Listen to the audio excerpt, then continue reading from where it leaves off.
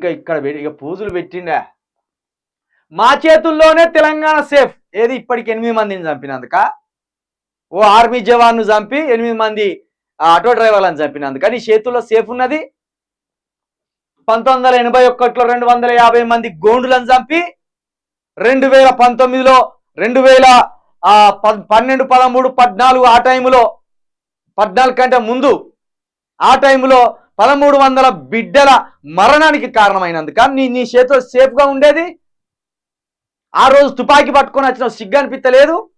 ఆ రోజు గనక తెలంగాణ ఉద్యమంలో కేసీఆర్ ప్రాణాలను సైతం పనంగా పెట్టి తెలంగాణ ఉద్యమం చేయకపోతే, రాష్ట్రం రాకపోతే ఈ రోజు నీ ఏతుల మాటలు ఇస్తుండి కేసీఆర్ నిన్ను బొంద పెడతా అని చూపించటం. ఏ తోక కానివైతు, ఏ ఈక కానివైతు, నువ్వు ఎక్కడుందు? నువ్వు గదే చంద్రబాబు కాళ్ళ దగ్గర ఉండు.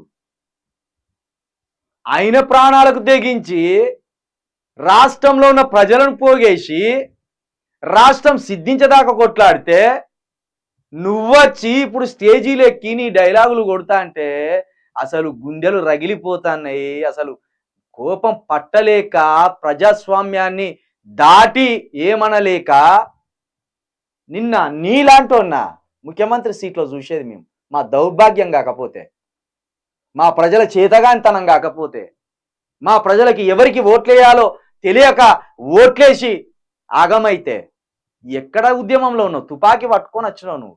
ఎవడొస్తారా రాండి? చంద్రబాబు కావాలిగా వస్తారా? చంద్రబాబుకు బూట్ పాలిష్ చేస్తారా? నేను ఎవర్రా నన్ను అనేది అనుకుంటూ వచ్చినావు. ఏం చేస్తాం? నేను ముఖ్యమంత్రి అయితివి, నీ చేతిలో సేఫా?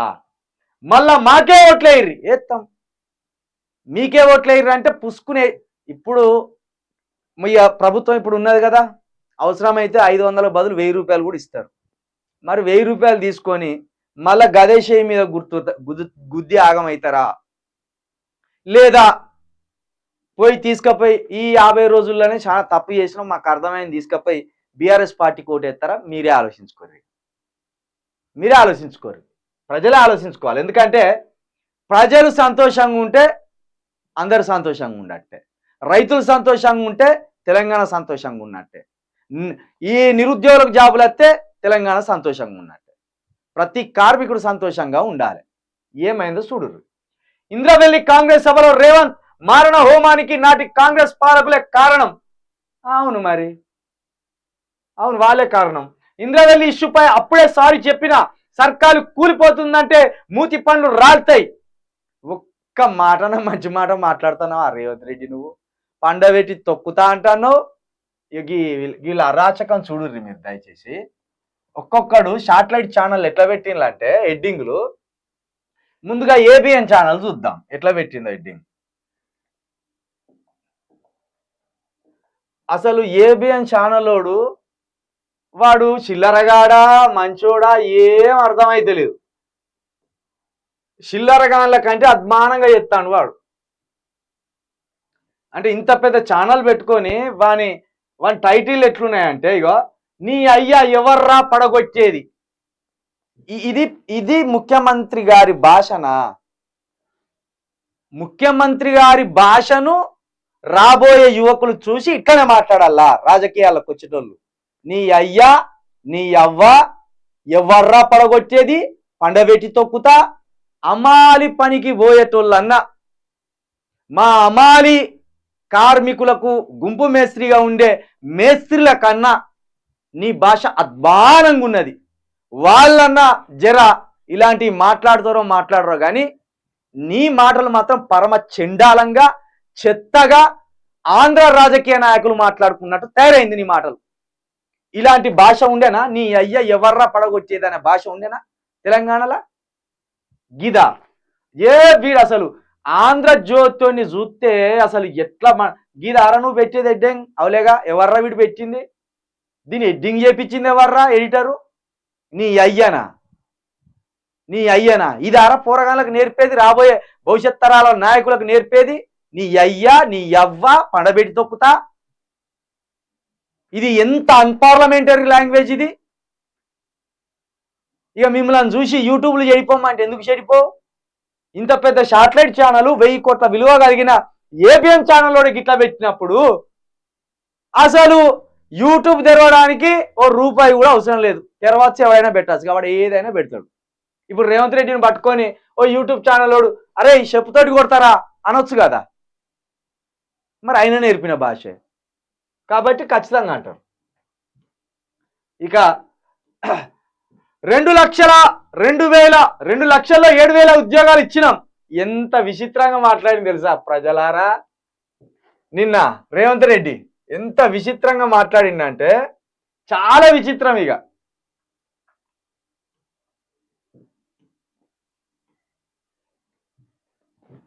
ఇందాం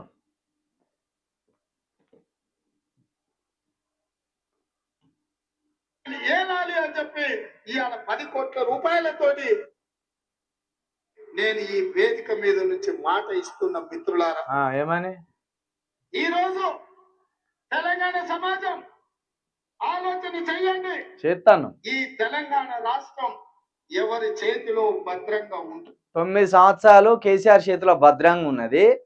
ఆలోచన చేస్తాను, నీకు ఎట్లా సురుకులు పెట్టాలి, నీ మాటలకు ఎట్లా నీ కావరం వచ్చిన మాటలను ఎట్లా తగ్గించాలని ఆలోచన చేస్తాను. ఈయన ఏమంటాడంటే ఇప్పుడు ఈనాడు ఈ తెలంగాణ రాష్ట్రం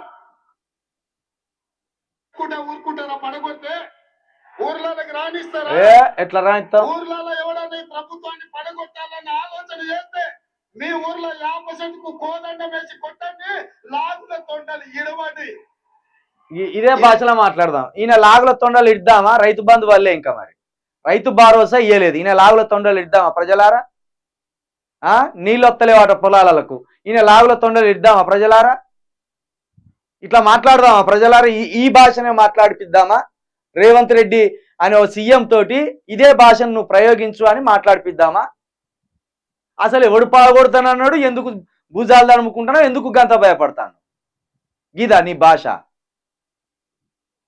ప్రజలు ఎన్నుకున్న ప్రభుత్వం, ప్రజలు ఆశీర్వదించిన ఎవ్వరు కాదంటానులే, ప్రజలే ఆశీర్వదించిళ్ళు, ప్రజలే కాంగ్రెస్ కావాలన్నారు. కావాలన్నందుకు మీరు తిప్పల పెడతాను 55 రోజులుగా. అందుకు వాళ్ళు మిమ్మల్ని చూస్తే అసంతృప్తితో ఉన్నారు. కేసీఆర్ కంటే మనం ముద్దుగా చేస్తారేమో అని ఆశపడి మిమ్మల్ని కూర్చోబెడితే 50 రోజులలో ఏం చేయలేకపోయిందనే కోపంతో ఉన్నారు ప్రజలు. ప్రభుత్వం ప్రజల కోసం పనిచేస్తున్న ప్రభుత్వం, ఇది ప్రజా ప్రభుత్వం. ఆడ అనుకుంటుండు 1,00,000 కోట్లు పెట్టి కట్టిన కాళేశ్వరం కూలినట్టు ఈ ప్రభుత్వం కూలుతుందని. ఆడు చూడు ఎంత ఎంత ఎంత దుర్మార్గమైన భాష మాట్లాడతాను చూడు.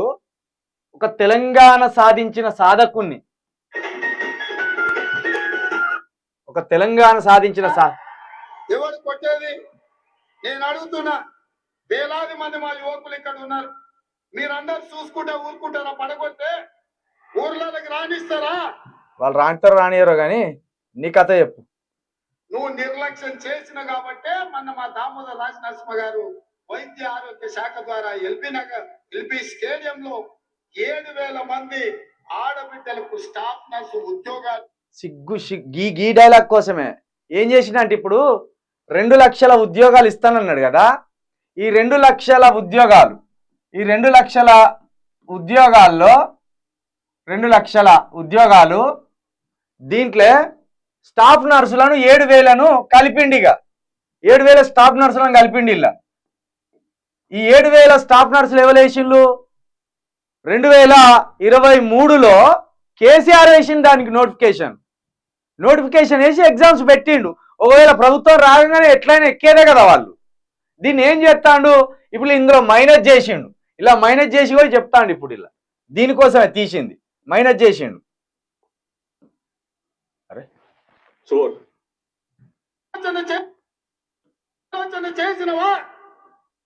చేయలే పట్టాలే కాదు, ఇల్లు కట్టుకోవడానికి 5 లక్షల రూపాయల కుటుంబాలకు ఇచ్చి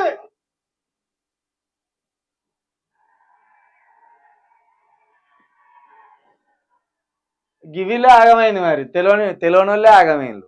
తెలిసినోడు ఒక్కడేలే నీ కోటు. హైదరాబాద్లో నీ పార్టీకి నీ ముఖానికి చూసి చేసిన ఓట్లేనో జరిగి చెప్పు. ఎన్ని సీట్లు ఇచ్చిందో చెప్పు. నీకు తెలియనోళ్ళు పాపం నీ రాక్షసత్వం మళ్ళీ వీడికి వచ్చింది.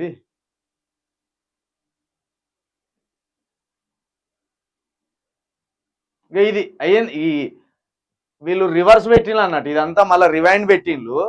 దానివల్ల ఇప్పుడు లైవ్ వస్తుంది, కానీ ఇది నిన్న అయిపోయింది ఈ మీటింగు.